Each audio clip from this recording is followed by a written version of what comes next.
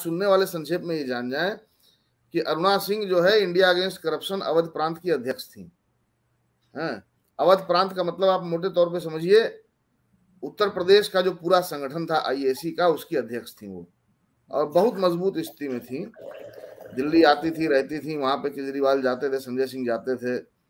मजबूत नेता हैं, एडवोकेट हैं। काफी हाउस जो हजरतगंज में है उसको चलाती हैं, और तमाम एक्टिविस्ट वहां बैठकी करते हैं। अरुणा सिंह को जानते हैं लोग, ठीक है।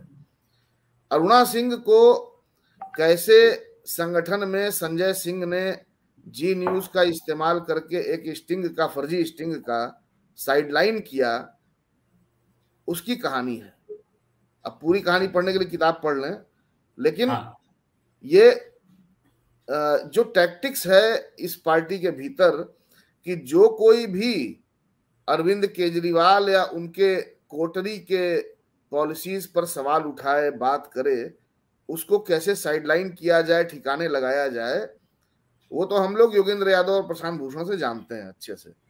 लेकिन ये प्रांतीय स्तर पर भी इस तरह की घटनाएं हुई हैं, ये हम लोग को जानना चाहिए। और एक आपने बहुत स्पष्ट, मतलब दोनों एक परिघटना है, एक टिप्पणी आपने कहीं से लेते हुए, और फिर वो तो मैं वो पैसेज पढ़ता हूँ, मोदी और केजरीवाल का तुलनात्मक। बीते 10 साल में बार बार यह सवाल उठा है कि क्या नरेंद्र मोदी और अरविंद केजरीवाल एक ही सिक्के के दो पहलू हैं? यह संयोग नहीं है, इसके पीछे तमाम सामाजिक, राजनीतिक और मनोवैज्ञानिक कारण मौजूद हैं। भूलना नहीं चाहिए कि इस देश में एक ही वक्त में दोनों नेताओं को समेटे हुए एक विरोधाभासी नारा लगा था, Modi for PM, Kejriwal for CM. नारा साकार भी हुआ, देश में मोदी की सरकार बनी और दिल्ली में केजरीवाल की। आखिर यह कैसे संभव हुआ कि एक ही मतदाता ने एक ही वक्त में दो अलहदा वैचारिकी के वाहक किरदारों को एक साथ चुन लिया? दो ही बातें मुमकिन हो सकती हैं, या तो मतदाता व्यक्तित्व विघटन व मनोविकार का शिकार था, या फिर दोनों किरदारों के बीच दिखने वाला विरोध ही आभासी था, गोया तुम भी हम जैसे ही निकले। तो क्या यही सच नहीं था? जिस तरह से आरएसएस के लोग थे, या इनकी जो आपने एक उनकी वैचारिकी का एक पैटर्न दिखाया है, जब वो इवन वहां तक आप गए हैं जब वो अफसर थे, उसके बाद के अरुण के यहाँ जाना और दूसरी चीजें। तो ये एक ही विचारधारा के लोग थे। विचार विहीनता जैसी कोई चीज एग्जैक्ट है नहीं है केजरीवाल के यहाँ। आपको क्या ऐसा नहीं लगता? आपने ऐसा नहीं देखा पूरा उसमें? नहीं, देखिए, विचार विहीनता जो कहने का संदर्भ है ना जी, जैसे अब जब हम कहें कि विचारधाराहीनता, विचार विहीनता की जगह, हाँ, विचारधारा विहीनता, हाँ जी। तो असल में क्या है कि जैसे मोदी एक विचारधारात्मक संगठन से आते हैं ऑफिशियली, ठीक है ना। केजरीवाल किसी संगठन से ताल्लुक कभी नहीं रखे, चाहे वो लेफ्ट का हो चाहे राइट का हो। वो एक ब्यूरोक्रेट थे, नौकरी करते थे, ठीक है। अब जब आप किसी संगठन से ताल्लुक नहीं रखते हैं लेकिन एक विचार को एस्क्राइब करते हैं, विचार से ताल्लुक रखते हैं, जैसे यूथ फॉर इक्वालिटी और ये सब चलाते थे ये लोग, उसमें जाते थे, तो क्लियर था कि ये लोग आरक्षण विरोधी लोग हैं, बहुत पहले से क्लियर था, ठीक है। इसके बावजूद जब वैचारिक मुद्दों पर आप सवाल उनसे पूछें, जैसे 2006 में पहली बार जब मैंने उनका इंटरव्यू लिया, जिसमें कटिंग भी लगी है उस पहले इंटरव्यू की, तो मैंने नक्सल मुद्दे पर उनसे पूछा था सवाल कि माओवाद को लेके, नक्सलिज्म को लेके आपका क्या विचार है।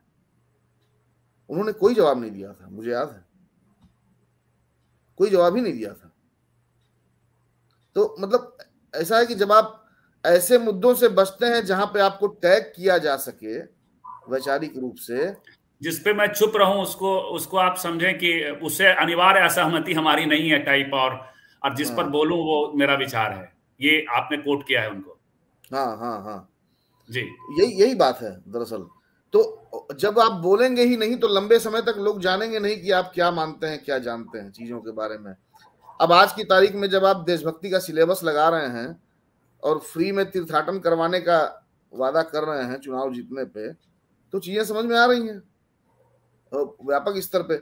हम लोग उस समय जानते थे, विवेकानंद फाउंडेशन से लेके तमाम लोगों की जो नेटवर्किंग थी उसमें, और मतलब चिट्ठियां थी बकायदे, संघ से चिट्ठियां गई थी भाजपा के पार्षदों को कि आप लॉजिस्टिकली मदद करेंगे अन्ना आंदोलन में। वो चिट्ठियां लोगों के पास हैं अब भी है? तो कहने का मतलब है कि विचारधारात्मक रूप से वो भले ही किसी सांगठनिक सेटअप का हिस्सा न रहे हों, लेकिन एक विचार था जो कि दरअसल दक्षिणपंथी विचार था, और उस दक्षिणपंथी विचार से घोषित तौर पे अपने को जुड़ा हुआ न दिखाना एक मुलम्मा, एक स्ट्रेटजी थी। हाँ, वो स्ट्रेटजी थी कि मुलम्मा पोत के अपना चलते रहे, मध्य वर्ग में जगह बनाए।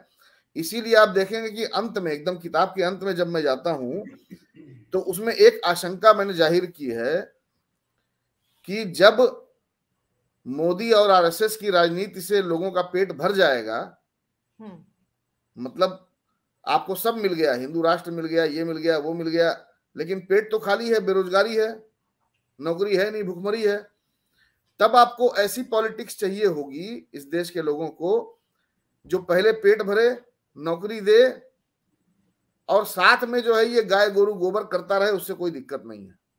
ठीक है, तो केजरीवाल दरअसल मोदी की पॉलिटिक्स के कॉम्प्लीमेंट्री हैं, पूरक हैं उस लिहाज से।